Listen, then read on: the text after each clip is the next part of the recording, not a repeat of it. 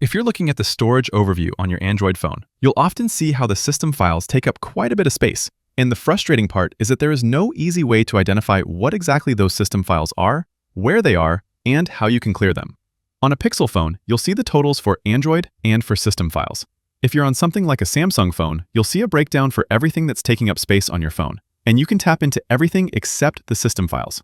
Now, most tutorials and guides out there will walk you through a bunch of different steps of deleting random stuff off your phone, but that's usually standard storage cleanup and has nothing to do with system data. The important part is to understand that the system files are hidden for a reason.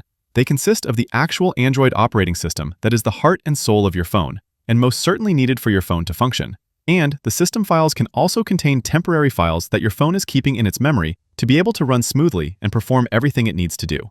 So you'll never get the system files down to zero, or otherwise your phone wouldn't work. The biggest difference makers will be clearing up all unnecessary files, emptying your trash, offloading unused apps, and one thing that actually can sometimes reduce the size of system files is restarting your phone. If you look at my Pixel phone here, for example, it has 5.5 gigabytes of system files.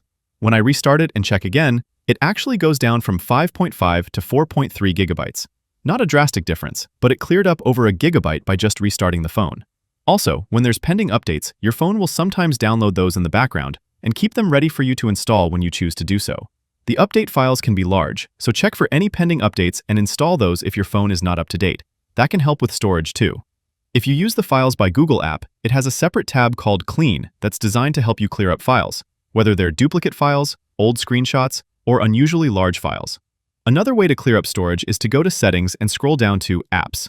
Check all apps, and then pay attention to the storage that's taken up by each app. Some apps like to take up a ton of storage, and when you tap into an app here and then choose Storage and Cache, you can clear the cache, storage, or both. Cache is usually temporary files stored by the app, and you can clear it without any issues. These files get automatically deleted and regenerated all the time. Clearing storage, on the other hand, might free up more space, but it'll also delete any settings and data within that app. And after this, the app will launch like you just deleted and downloaded it back. So be careful with clearing storage, because it can delete everything you have saved and personalized within that app. One more thing to check would be under Security and Privacy Settings. If you scroll down to System and Updates, you'll see a section for Google Play System Update. This is another thing you'll want to check and make sure it's up to date, because pending updates can take up space on your phone. So, system data or system files usually cannot be touched, and it's designed that way for a reason.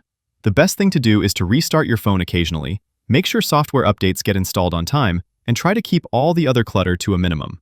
Click that like button if this helped, and subscribe for more easy and honest guides like this.